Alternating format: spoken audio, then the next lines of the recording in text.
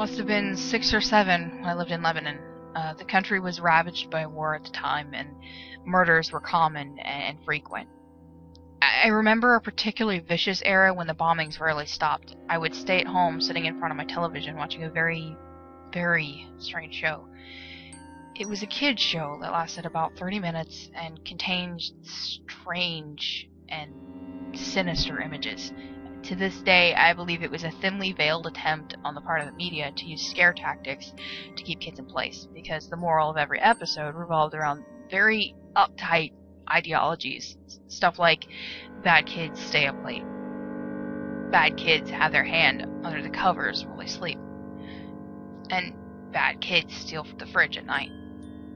It was a very weird show, and in Arabic to top it off. I didn't understand much of it, but for the most part the images were very graphic and very comprehensive. The thing that stuck with me the most, though, was the closing scene. It remained very much the same in every episode. The camera would zoom in on this old, rusted door, and as it got closer to the door, strange and sometimes even agonizing screams would become more audible. It was extremely frightening, especially for a kids' show. Then a text would appear on the screen in Arabic reading, "That's where the bad kids go." Eventually, both the image and the sound would fade out, and that would be the end of the episode.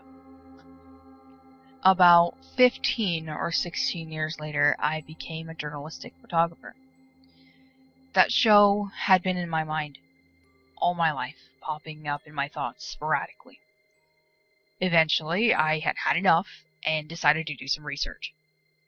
I finally managed to uncover the location of the studio where much of the channel's programming had been recorded. Upon further research and eventually traveling to the site, I found out it was now desolate and had been abandoned after the big war. I entered the building with my camera. It was burnt out from the inside. Either a fire had broken out or someone had wanted to incinerate all of the wooden furniture. After a few hours of cautiously making my way into the studio and snapping pictures, I found an isolated, out-of-the-way room. After having to break through a few locks and managing to break the heavy door open, I remained frozen in the doorway for several long minutes.